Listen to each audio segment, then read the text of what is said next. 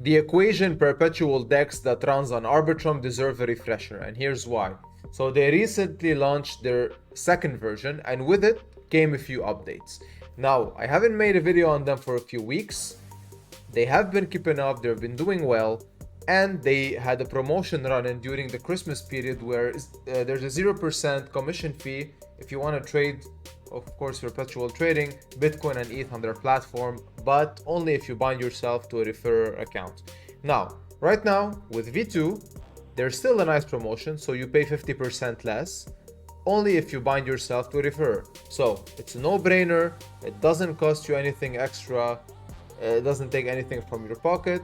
It's just something addition in regards to you paying less fees. So I have my own for my community. So if you are trading, actively trading, or frequently trading, feel free to use the link. You'll pay 50% less.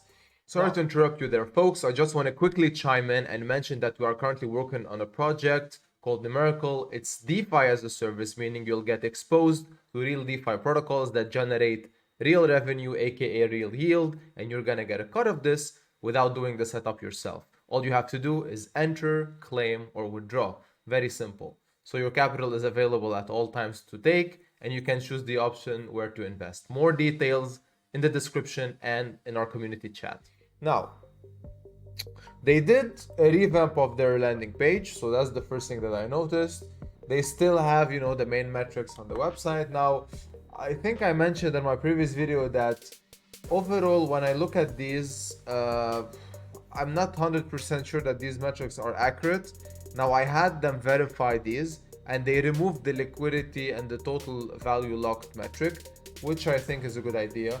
Now, the volume, however, apparently is being tracked by DeFi Llama and is 100% accurate, and that's the perpetual volume. So the first thing that came with V2, talking about the updates overall, is that first of all they removed the risk buffer pool fund. If you don't know what that is, used to be like an extra fund that earns passive EQU tokens, and it's there in case the liquidity pools dry out. Now that has been removed, has been scrapped out, and the 200x leverage, I'm not saying that it has been sunsetted, but right now it's not present in any of the pairs that you can trade on Equation V2. I'm not sure if it will come back with, I don't know, one pair or another, but right now it doesn't exist. You can go as high as 100x on some of the pairs, but not all of them as well. All right, some of them are capped at 20x. There's actually a Medium article. I'll leave a link to it in the description below. You can check it out. They have highlighted these updates over there. Second update is that they added a dynamic trading fee model, and that is correlated to the leverage that you're willing to take. So the higher the leverage, the lower you pay. And there's a table actually right here at the bottom. Actually, no, never mind. They have the roadmap here. If I go right now to their Git book, yeah, here it is. Just click here, and then you can see right now what are the intervals in terms of the leverage and its equivalent trading fee, as well as the maintenance margin. So the maintenance margin is something that you have to have in your account before you get margin called, before you have to put more money or you get liquidated. So again, the more the leverage, the less you have to pay and the less maintenance margin there is. So overall, I think it's a nice addition. I think it brings out more depth, because remember, the more the leverage, eventually the trade will be quicker, because when the needle moves, things are gonna happen. So even if it's less trading fees, then still you're gonna incur as much, if not more. So I think, like I said, there are actually a few extra layers, but those are the main thing that have changed in V2. Now I like the interface itself. If I go right now to the app, you can clearly see that it's more or less the same, so nothing much has changed there. Like I said, the leverage part, the trading fee part, the promotional part, all of this is the same. The risk buffer pool no longer exists, but everything else, so liquidity mining, position mining, still exists. Like, you trade with them, and I'm sure I mentioned this, but I'll say it again. When you trade with them, until your position closes, as long as your position is open, you are earning passive EQU token. So if I go to the earn page, if I go to position mining, you can see that those positions that are currently open are earning a portion of the daily emissions in EQU tokens. And speaking of the EQU token, let's go and check the chart. So right now, judging by the rally and then the correction and where it's sitting at, you can look at the numbers and you can assess if it's fair value or if it's still has room to decline in the short term at least.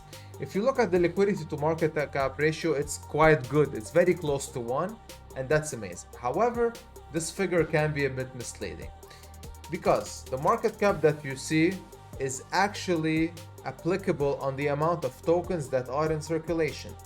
So every token that is staked doesn't count here. Of course, in the grand scheme of things, the FDV has it included, but the market cap doesn't. So quick math, if I go to the platform again, and if I go to staking, so this is where you stake your EQU tokens to earn a portion of the fees, 25% of the trading fees to be exact, go to EQU stakers. Right now, the APR is unfortunately as high as what GMX stakers are earning, more or less, so it's not really attractive, and that's the downside here. So I think the only thing that makes you hold EQU, for me at least, is the EQU ETH pair. So the liquidity pair is building up. As you can see, the liquidity was 1.3 million, and having that liquidity will put you in a position where you'll be earning more emissions and more trading fees. So that's for me the main reason to hold it, is to pair it with ETH. But otherwise, right now, to stake it, not so much, unfortunately. And yeah, so like I said, if you look at the numbers, the total emissions, total claimed, burned, and staked. So if you do the math, if you take the emissions, remove the burn and the staked amount of tokens, and then you multiply the remaining number by the current price, you'll get the market cap that you're seeing, so 2.3 million. So again, for me, fair valuation is not that. Compare it with the total emission and the liquidity. So right now it's alright. So the token itself is in a decent state. However, the thing that you need to remember if you want to purchase EQ is that this token is being emitted at the rate of 10,000 a day.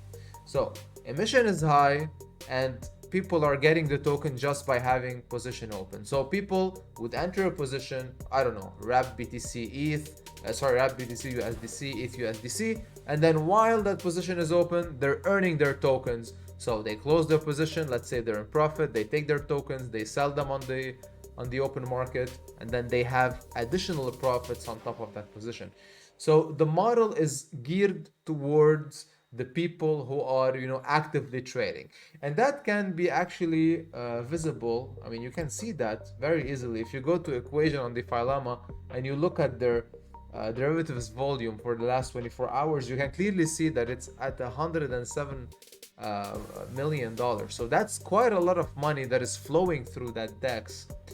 Comparatively, just for the sake of looking at apples and oranges, or in this case apples and apples, GMX, for example, did 41 million for the past 24 hours. So they have outshined them, and I think I mentioned this in my previous video like weeks ago, is that if I were a trader, alright, so the experience is more or less the same, but I would use them because at the same time I'm earning additional tokens for free, essentially. I mean, nothing is for free, but you get the idea. So there's an additional incentive to trade with Equation versus GMX, at least right now. Unless you are a GMX staker, you want to benefit the platform, but that's a different story. There's also the factor of security, which is very important, of course, because you want to trade on a trusted platform, on a battle-tested platform, and Equation is trying to pull its weight. It's trying to do that.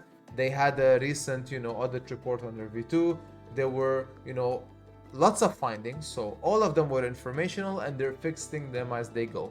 I'll leave a link to it in the description below if you want to check it out. Feel free to do so. So I think if I want to give a quick conclusion right now, the roll-up of V2, the changes that happen with it, they are quite decent. So it's, a step forward. The model itself is still working, so people who are actively trading benefit the most overall. The only, small downside that I have here is the, value capture of the EQU tokens. It doesn't really exist right now, unfortunately, unless you want to pair it with ETH, and the metrics have to be reworked. Because if you look at DeFi Llama, there's only 6.9 million in total value locked. Like, I'm not sure if that is the actual number or the number that you see here. If you go to, for example, liquidity mining, and if you look at this number, USDT alone has, almost 10 times that number. So yeah, so a few things, a few glitches here and there, but in my personal opinion, if I were an active trader, which I'm not, by the way, I would use them because, the interface, the platform is easy, and on top of this, I'm earning passive tokens. So I think that's it. I'll end it here for this video. I just wanted to bring a quick update and then fill you in on everything that they have going on. Any questions, reach out. Telegram is there. Our public group is there. Join us. You'll have fun. With that, see you in the next one. Have a good one.